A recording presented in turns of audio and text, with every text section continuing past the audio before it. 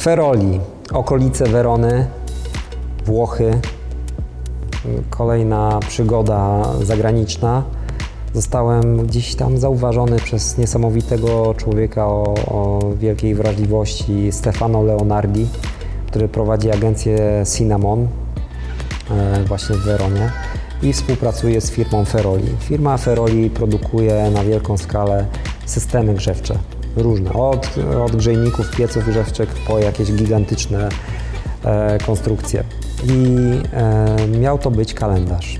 Wszystko się zbiegło idealnie, bo był to 2011 rok, a w 2012 roku w Londynie odbywała się Olimpiada, czyli na ten rok miał powstać kalendarz.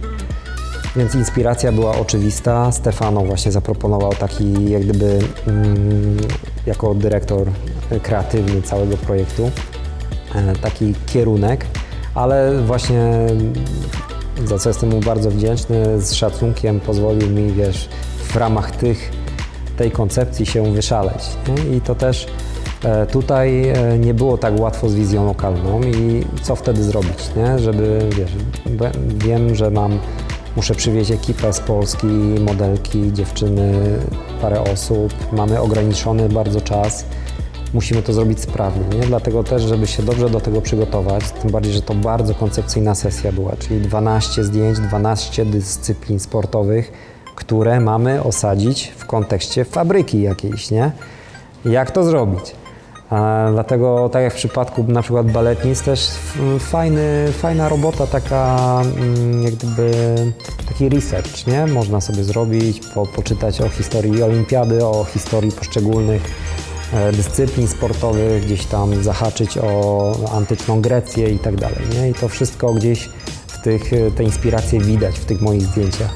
I jak to tylko fajnie połączyć? No więc poprosiłem Stefano, żeby zrobił tą wizję lokalną za mnie. Czyli ponakręcał filmiki, porobił zdjęcia, był kilka razy w tej fabryce, tam mu marudziłem, że jeszcze z tej strony, dorób to. Powysyłał mi te wszystkie zdjęcia i na podstawie jego wizji lokalnej zrobiliśmy bardzo proste storyboardy, gdzie decydowałem, że w tym miejscu zrobię łucznictwo, w tym miejscu zrobię scenę z podium na przykład z medalami. Także wiedziałem, co gdzie mniej więcej zrobię, tylko nie wiedziałem, w którym miejscu to jest. W sensie, że dopiero po przyjeździe na miejsce pokazano nam, że to tutaj, a faktycznie to tak wygląda, a de facto jest 3 stopnie na plusie, a miało być 15 i tak dalej. Więc generalnie cały czas to zimno mi całą karierę moją towarzyszy, że te co fajniejsze projekty w sumie w jakimś trudnych warunkach atmosferycznych robiliśmy. Nawet Leonora Jimenez, która była z tym crash testem robiona na złomowisku w lipcu, to oczywiście w lipcu musiało 3 razy tego dnia padać, też było, ale dzięki temu było ciekawie, nie? Że było pełne spektrum pogodowe, od pełnego słońca po burzę i deszcz i to też pomogło urozmaicić materiał zdjęciowy. Także nie ma co się załamywać, trzeba robić swoje, nie? To zawsze powtarzam, że zawsze jest dobra pogoda do tego, żeby robić zdjęcia. I tutaj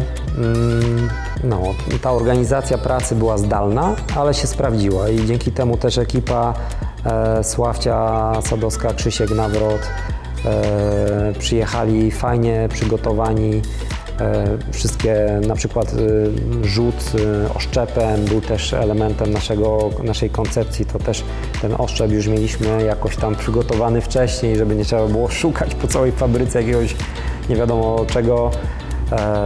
Rzut dyskiem był, wszystkie te dyscypliny, które nawet boks gdzieś tam się przewinął między 2 kobietami.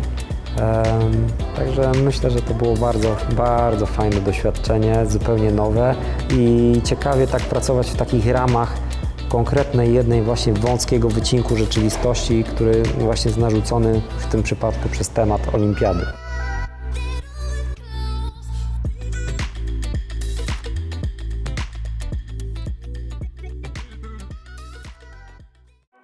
If you like this video, you know what to do. Thanks for watching.